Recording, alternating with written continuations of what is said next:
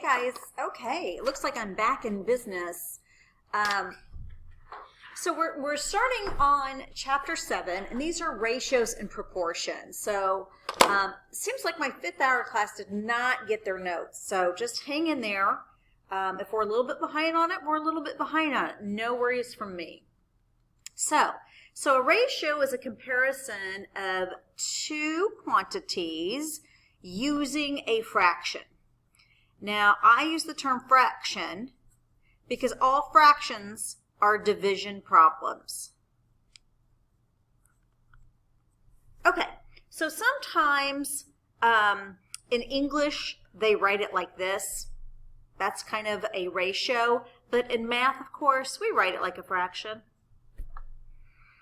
Sometimes you'll have more than just the two. Sometimes you will have 3 or more quantities, and that one looks like this, like 3 to 4 to 5.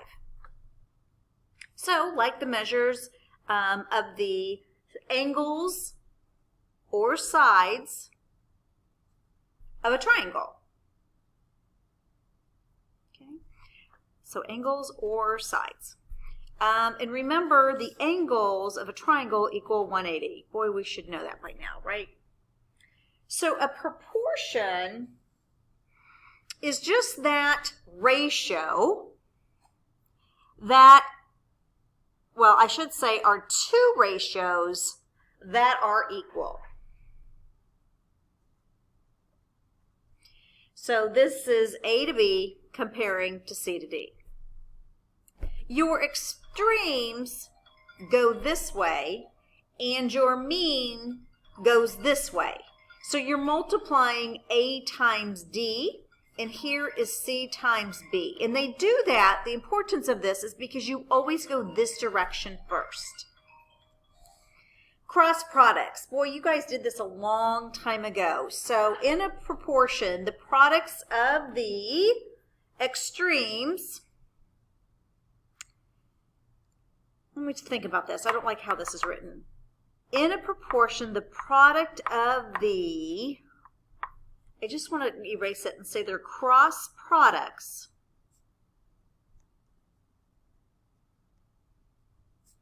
are equal. So what do I mean by that? So that means if I said A to B, C to D, that means this times this is equal to this times this. I don't care about that other stuff. I don't want to confuse you. So here it's 4 times 15 is the same as 6 times 10. Okay? Again, a lot of this stuff you should know. All right, so this is where it gets a little weird.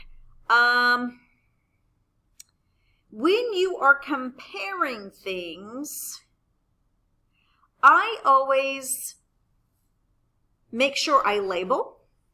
So labeling is very helpful. You have corresponding or matching values. And sometimes you will see it as part to total. And sometimes you will see part to part. Now, I say that because sometimes we could look at the classroom and say, okay, there are 15 girls out of the 20 in the class, so part to total. Or you could say there's 15 girls to 5 boys. So that would be part to part, and it's important that you label. The reason why it's so important is so you align the next ratio to be the same. Okay, so the number of students who participate in sports program is that many.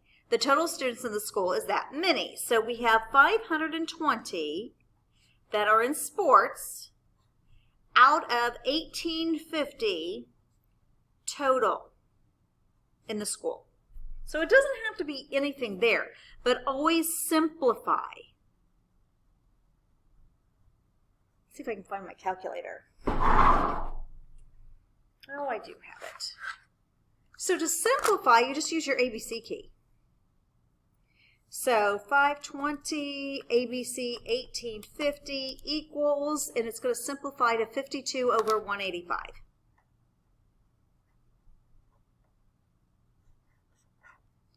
Okay, and again, I could have just got rid of those zeros, so that's fine. All right, so the next thing is how to solve cross products. I don't know if you remember, but you take this times this, and then this times that. So 6y is equal to 9 times 18.2. So if I would calculate that, and then I'm going to divide that by 6, and then y would equal, so, and I need to, if I'm going to solve anything, I'm going to do the 9 times 18.2 equals, and then divide it by 6. So 27.3. Okay. So, and a lot of times in the past, we did this so much when you were in, like, I think 7th grade, that we multiply what you can and divide by the oddball. But this is how it looks algebraically. And again, anytime that you have a fraction and you have something to solve, always put it in parentheses. So we're going to do the same thing here. We're going to cross, cross. So this is 6 times 4x minus 5 is equal to negative 26 times 3. Go ahead and distribute.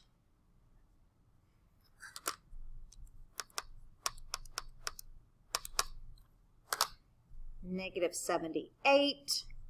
Add 30, add 30,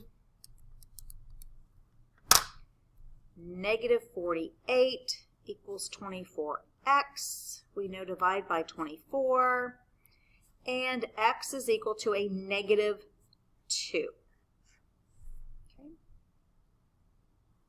Pretty easy, but cross multiply.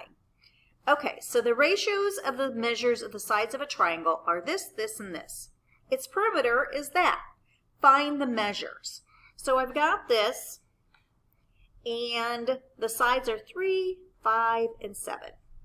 Okay, we don't know what the sides are, but we're going to say x.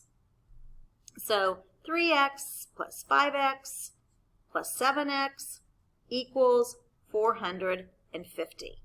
So what is it? 8 is 15x.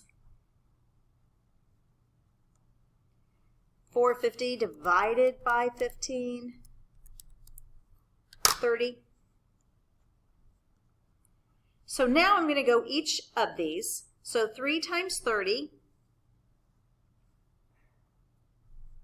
is 90. 5 times 30 is 150. And 7 times 30 is 210. So there's my answer. Same sort of thing when we're doing the ratio to find the measures of the angles. So it's the exact same thing. So 5, 12, 13, we don't know what the value is, so we'll put an X in. And then all of these equal 180. So what is that? 2530x. So x equals 6. So that means 5 times 6 is 30. 12 times 6 is 72. 13 times 6 is 78. Okay. Next.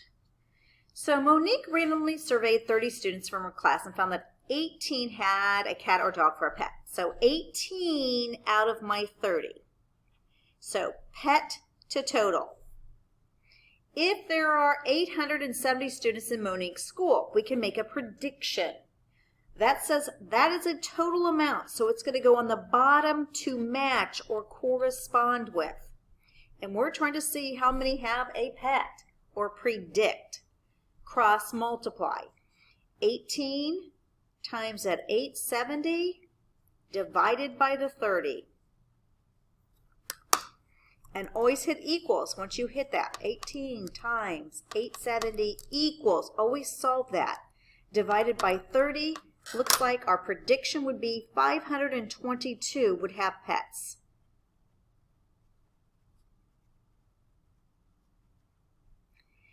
This is used often for predictions, like how many possible defects we have in our production line, how many animals are in the forest based on a capture that have been tagged or untagged.